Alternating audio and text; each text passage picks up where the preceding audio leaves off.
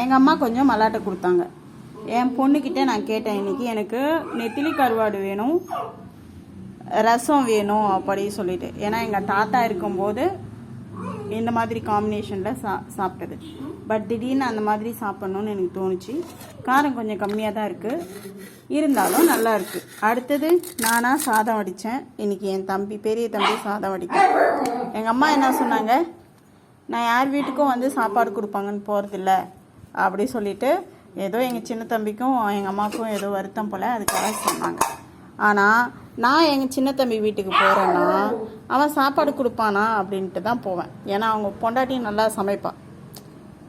அவள் வைக்கிற சாம்பார், அவள் வைக்கிற புளி சாதம் இதெல்லாம் எனக்கு ரொம்ப பிடிக்கும். அதனால் அங்கே போனால் ஒரு வாய் சோறு போட்டு தர மாட்டாளா அப்படின்ட்டு தான் போவேன். ஆனால் அவள் இப்போலாம் தட்டில் போட்டு தரதே இல்லை. ஃபஸ்ட்லாம் எனக்கு மட்டும் தான் தட்டில் போட்டு தருவா, இப்போ அது எனக்கு போட்டு தரதில்லை. ஸோ நானும் வந்து விட்டுட்டேன். சரி, அவளுக்கும் கொஞ்சம் கஷ்டம், நம்ம நிறைய வேலை செய்கிறா, ரொம்ப தொந்தரவு பண்ணக்கூடாது அப்படின்னு சொல்லிட்டு விட்டுட்டேன்.